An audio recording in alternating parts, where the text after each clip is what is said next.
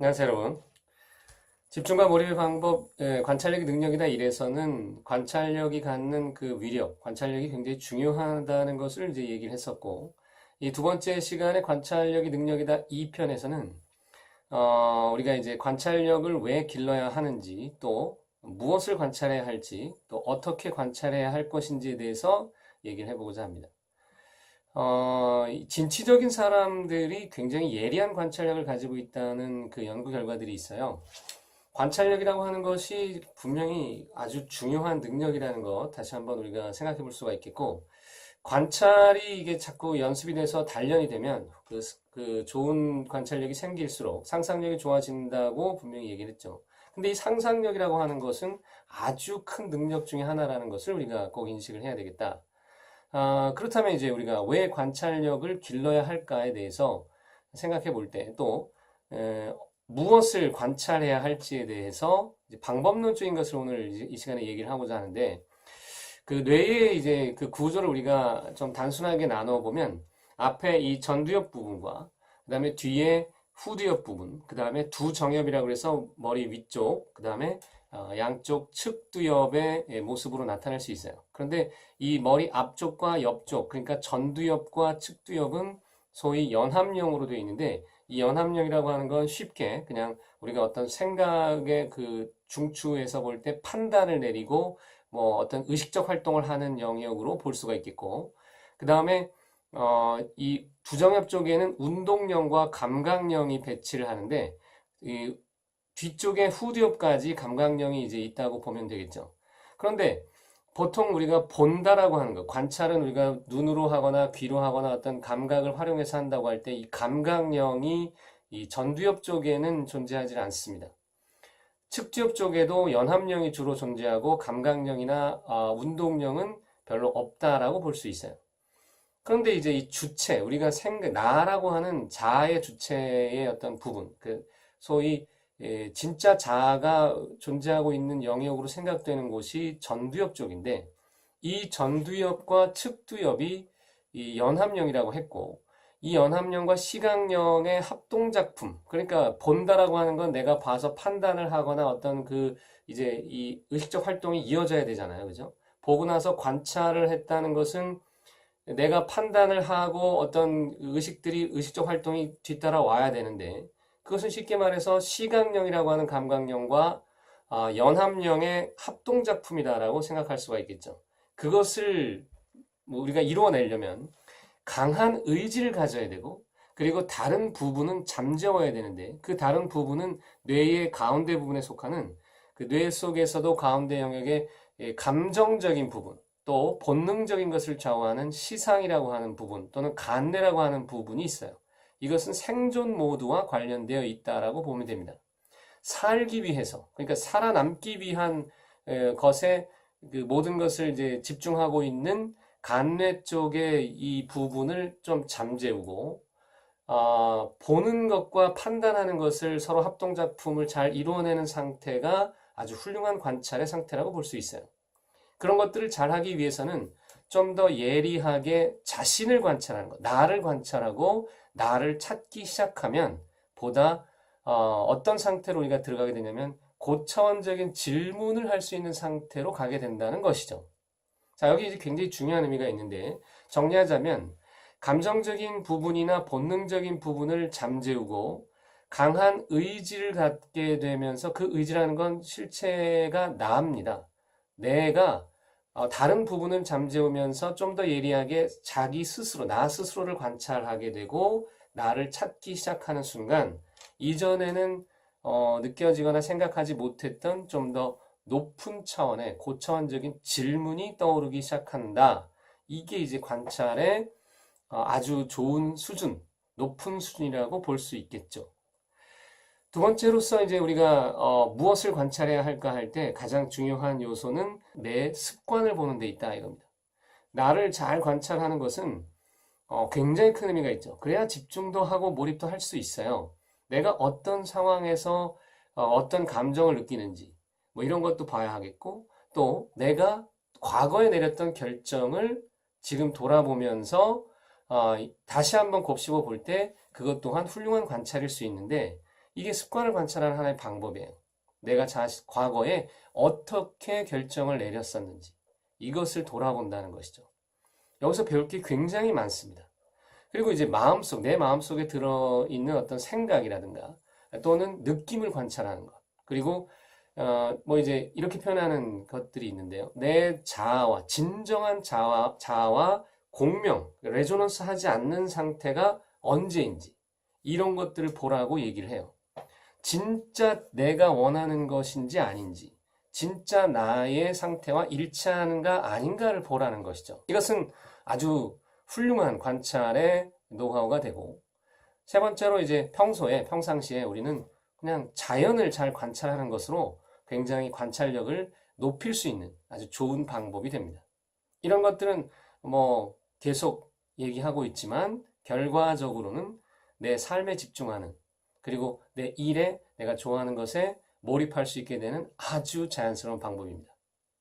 그렇다면 우리는 이제 어떻게 관찰을 할 것인가? 첫 번째로서 자신의 눈으로 관찰하는 것을 배워야 하는데, C.M. 브리스톨이라고 하는 그분은 자신의 저서 신념은 기적을 낳는다라는 책에서 이렇게 얘기합니다. 남의 의견에 쉽게 동조하지 말라고. 남의 의견에 쉽게 동조한다는 것은 나의 생각이나 나의 의지 없이 남의 것을 그대로 따라가는 경우를 얘기해요. 근데 이렇게 되면 나 자신을 찾기가 쉽지가 않죠. 그래서 자신의 눈으로 관찰하는 것을 배우라는 것이 첫 번째 요소가 됩니다. 내 눈으로 본다는 것이, 당연히 내가 내 눈으로 보는데 그게 무슨 말이냐 하겠지만, 우리는 흔히 다른 색안경을 끼거나 또는 다른 어떤 기준을 가지고 보기 마련이에요. 사회적 기준이나 기타 다른 가치, 남들의 가치에 의해서 세상을 볼 수 있고, 또 그렇게 보다 보면 결국 내 것이 없어지게 됩니다. 이 부분에 아주 주목할 필요가 있어요. 많은 경우에 집중을 못하는 사람들이 결국 자신의 눈이 별로 없다는 것, 그것이 가려져 있다는 것이죠. 남의 기준으로 자꾸 보려고 해서는 집중이 제대로 이루어지지 못한다. 관찰이 제대로 이루어지지 못한다는 얘기고요. 두 번째, 우리가 되풀이하는 것이 최상의 방법이다라고 할 때, 이 되풀이는 반복인데, 반복해서 예를 들어 책을 보거나 반복해서 무엇을 관찰하거나 하는 것들이 도움이 된다. 이것이 왜 집중과도 연결될 수 있냐면, 여러분 자꾸 보다 보면 여러 방면으로 분명히 관찰을 할 수가 있게 된다는 것이죠. 다양한 해석을 할 수 있다는 것이죠. 그 다양성의 회복은 매우 중요한 의미가 있어요. 그래서 여러분이 여러 방면을 관찰하기 위해서는 어떻게 해야 된다고? 바로 계속해서 반복해서 보라. 이것을 권해드리고, 세 번째, 마이클 게브라는 분을 앞에서도 얘기한 적이 있었는데, 그분이 얘기했던 것을 인용을 하자면 마음을 열고 관찰력을 키우라고 얘기를 해요. 마음을 연다는 부분은 다시 해석하면 순수할수록 순수할수록 분명히 마음이 열려지는 것이고, 그럴수록 호기심이 많은 것이라고도 볼 수 있는데, 순진하다고 하는 것. 순진할수록 열린 마음과 호기심이 많기 때문에, 그렇게 되면 마음이 열려 있으면 분명히 우리는 더 많은 것을 아주 정확하게 관찰할 수 있는 상태가 된다. 관찰력이 생기기 위한 가장 중요한 조건은 사실 순진해야 한다는 것인데, 여기서 순진하다는 것은 관찰할 대상을 바라보는 나의 어떤 태도에 관련돼 있어요. 이것을 예를 들어 하나의 똑같은 그 대상을 놓고 어떤 사람들은 그것을 굉장히 기분 나쁘게 여길 수도 있고, 어떤 사람은 기분 좋게 받아들일 수 있는 것이죠. 대상은 하나인데 왜 사람들은 각기 다르게 인식할까요? 그것을 우리가 생각해 보자면, 순진할수록 열린 마음과 호기심이 생기면서 관찰력이 좋아진다라고 하는 것을 분명히 납득할 수 있게 될 겁니다. 순진은 분명히 우리가 선택할 수 있는 태도의 하나의 형태예요. 그러니까 순진하고자 하면 그렇게 될 수 있어요. 단지 그것을 지금 이렇게 각박한 세상에서 어떻게 순진해서 살아남을 수 있겠냐는 어떤 사회적 인식 속에 그걸 따라가고 있는 건 아닐까 되짚어 봐야 된다는 것이죠. 네 번째, 관찰을 어떻게 할 것인가에 대해서 네 번째는 우리가 생각을 좀 오래 끌고 가는 힘이 필요한데, 오래 생각하는 능력이 필요하다. 이게 일종의 지구력 또는 끈기, 인내와 관련돼 있어요. 이 부분은 다시 한번 조만간 얘기하도록 할 텐데, 오래 생각하는 능력은 앞에서 얘기했던 것처럼 되풀이하는 것과는 조금 다른 이야기로 받아들일 수 있습니다. 비슷한데 좀 차이가 있는데요. 하나를 가지고 우리가 거기서 의미를 끌어낼 수 있도록 하려면 그냥 한번 보고 끝내버리는 것이 아니라 여러 번 생각을 거듭해 가는 그 과정 또는 깊이 들어가는 과정과 관련돼 있어요. 되풀이하면서도 깊이 들어갈 수 있다고 하는 건 아주 좋은 방법일 텐데 그때 이 바로 뒷부분 그러니까 깊이 생각하는 것은 오래 생각할 때 뭔가 이렇게 곰탕을 오래 끓여가지고 진한 국물이 되듯 그런 진국을 만들어내는 생각이 필요하다 이렇게 볼 수 있겠죠. 실전으로 우리가 관찰력을 기를 수 있는 어떤 방법을 하나 제안해 보자면 소설이라든가 이런 문학 작품을 통해서 그것을 보면서 관찰을 간접적으로 배울 수 있습니다. 예를 들어 셰익스피어의 작품은 정말 인생의 삶의 많은 부분이 담겨 있는데 그런 것들을 읽다가 그 셰익스피어의 작품 속에 있는 그의 어떤 예리한 관찰력에 우리가 감탄할 때가 많이 있습니다. 그런 것들을 느끼는 것만으로도 이제 배워가는 거죠. 닮아가는 거거든요. 그런 위대한 작품을 통해서 배울 수 있다.